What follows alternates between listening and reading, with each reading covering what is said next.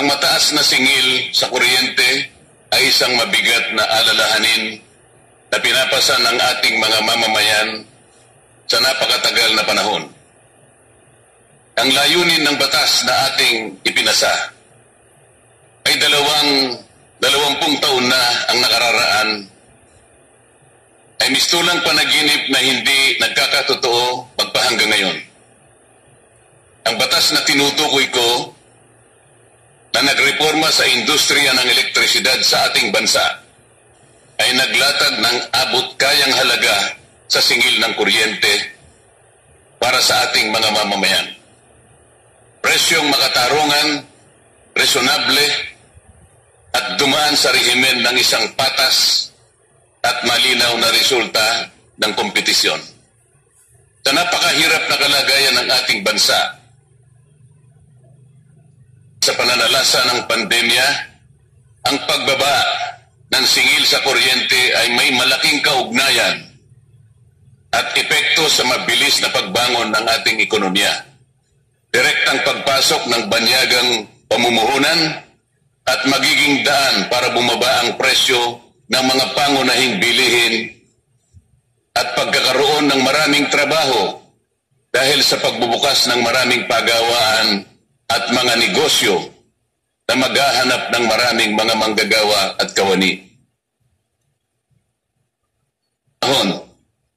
Hindi maraming taon mula ngayon para makalasap naman ng murang kuryente ang ating mga mamamayan maging sa panig ng mga lokal na negosyante at mga pagawaan upang mapabilis ang pagbaba ng murang bilihin at serbisyo na naging mailap sa atin, lalong-lalo na po sa mga kapos na kapos sa buhay. Ano ang mga dapat gawin? Una,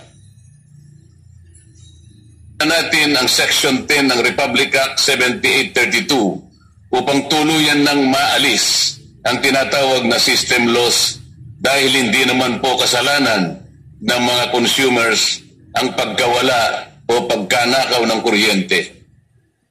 Ito po ay tinatawag na element of risks na alam naman po ng mga kumpanya na may kinalaman sa negosyo ng kuryente. Ang system loss ay dapat balikatin ng kumpanya ng kuryente, hindi po ng mga mamamayan. Pangalawa, hindi dapat ipapasan sa mga consumers ang pagbabayad ng local franchise tax dahil mali po ang basihan nito. Ang franchise tax is computed from the aggregated total of generation, transmission, and distribution charges already paid by the consumers, in addition to paid system loss, metering charges, subsidies, and current property tax. 75% of the total cost of these component charges is shouldered by the consumers, and the distribution utility that owns and applied for the local franchise pays only 25%. Hindi na po makatarungan ito, Mr. Speaker. Ang system loss, Mr. Speaker, ay may buwis pa ito. Nabayaran pa rin ng mga consumers. Saan ka naman po makakakita ng ganitong patakaran, Mr. Speaker?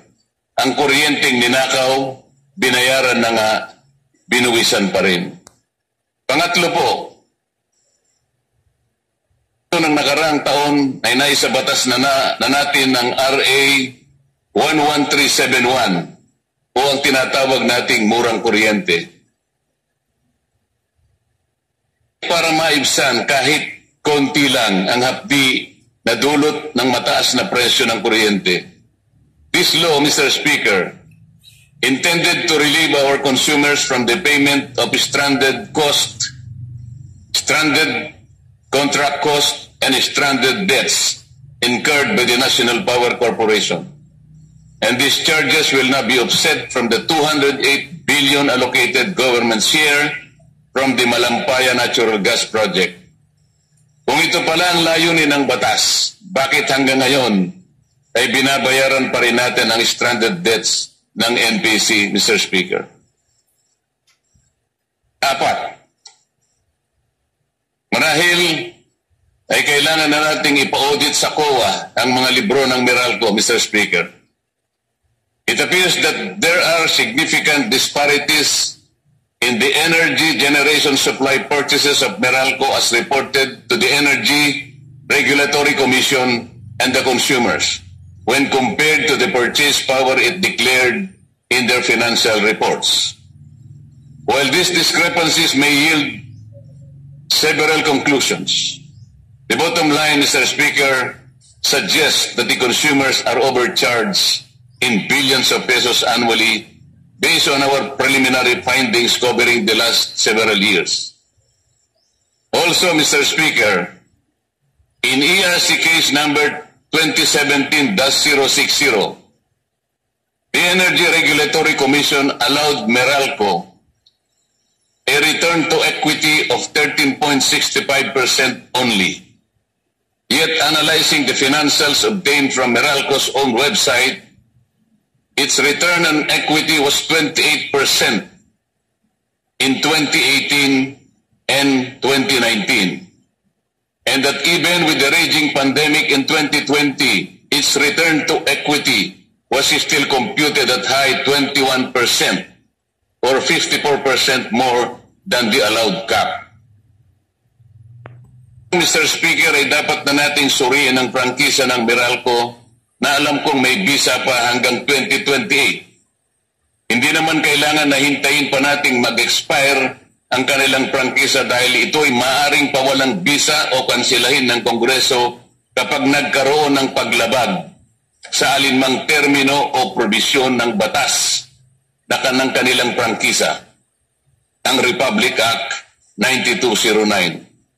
Ayon kasi sa Section 4 ng kanilang prangkisa, the grantee, ito po yung Meralco, shall supply electricity to its captive market in the least cost manner. Ibig sabihin po, pinakamurang kaparaanan.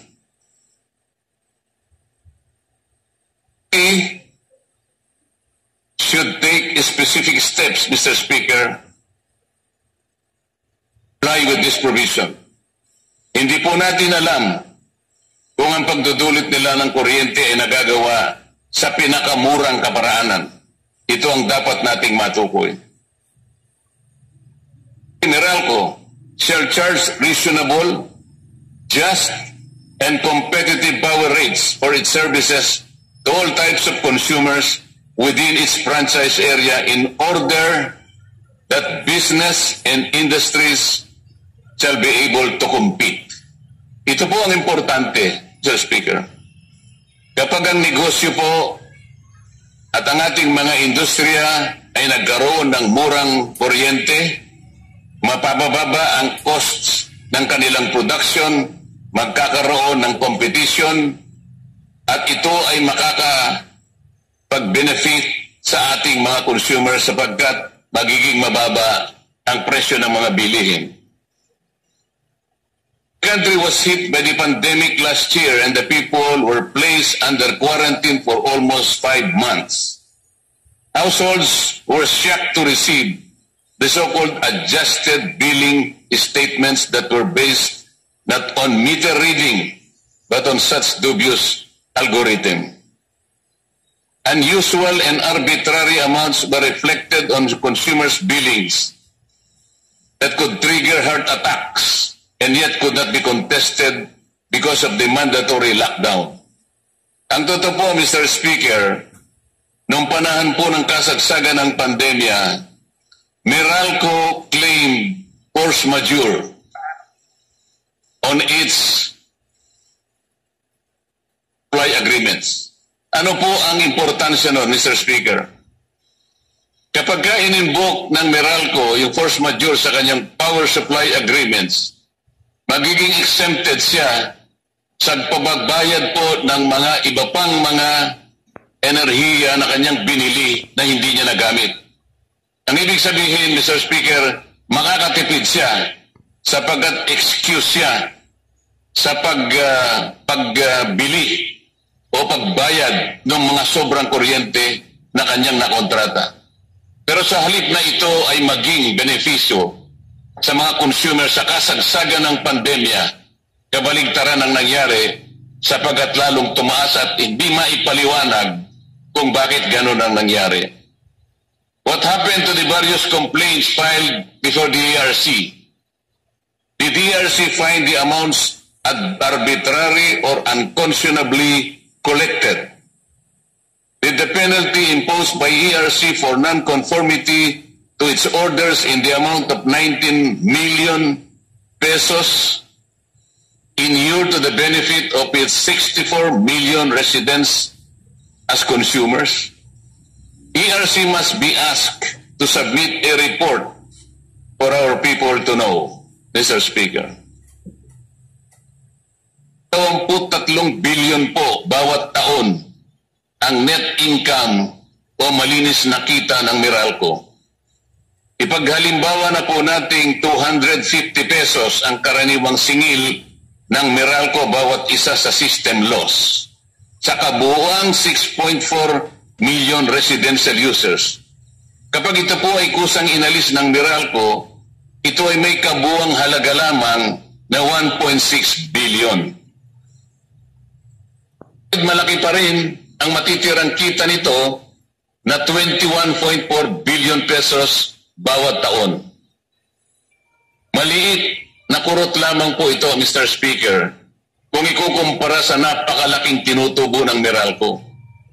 Sa gitna po ng pagdarahop ng bansa at ng kanyang mamamayan, ang gamunggong kurot na ito ay makakabawas sa mahapding kirot sa kanilang dibdib na sanhi ng mataas na singil ng kuryente. Maraming salamat po, Mr. Speaker.